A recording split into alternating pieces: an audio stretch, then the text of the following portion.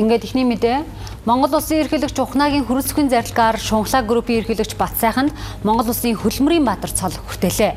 Тэрээр шагналаа гардаа авах үеэрээ энэхүү эрхэм хүндэтгэл нь зөвхөн өөрийнх нь хөдөлмөрийн үр дүн бас хамт олон гэр бүл олон жилийн нүүрэх хөдөлмөрийн үр шим гэдгийг онцолж залуу үеийг хөдөлмөрч бүтээлж шинийг эрэлхийлэгч байхыг уриаллаа. Түүний үүсгэн байгуулсан Шунхлаа групп нь 45 компанитайгаар үйл ажиллагаа явуулж өдөрт дунджаар 2.2 тэрбум төгрөг, жилд 789 тэрбум төгрөгийн татвар төвлөрүүлж 15,000 гаруй ажлын байр бий болгосон үндэсний баялаг бүтээгчмаа. Төрөвийн Батсайхан Шунхлаа холдинг компани ерөнхийлөгч Апу хувьцат компани төлөөлөн удирдах зөвлөлийн дарга. Монгол Улсын Хөдөлмөрийн Баатар цолоор шанагдсан тэрээр шагнал гардаа авахтаа төр засаг ард түмэндээ талархал илэрхийлж зах зээлийн эдийн засгийн ихэнх үеэс бизнесийн салбарт ажилласан хугацаанд амжилтын үндэс нь хамт олон гэр бүл ойр дотны хүмүүсийн итгэл дэмжлэг байсныг онцолсон юм а. Тэрээр энэхүү шагналыг нэг хүний бус хамт олонний бүтээл хэмээн тодорхойллоо. Хамт олонны маань олон жилийн хамтын бүтээл тэгээ бүгдээрэнд нэг баярлалаа. Энэ ганц үний амжилт биш, энийг бид нар бүгд мэдж байгаа. Өнөөдөр Шунхлаа компаниг үүсгэн байгуулсан ахтаа их баярлж байна. Төрүүлж өсгсөн аав ээжтэй их баярлж байна.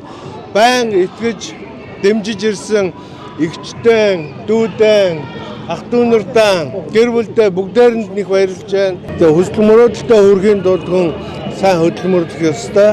Тэгэхээр өнөөдөр дүү нартай хандаж хэлгээд хүсэл мөрөөдлөөр жигүүрлэж хөдөлмөрийг сайн хийх ёстой гэж зөвлөх байна тий.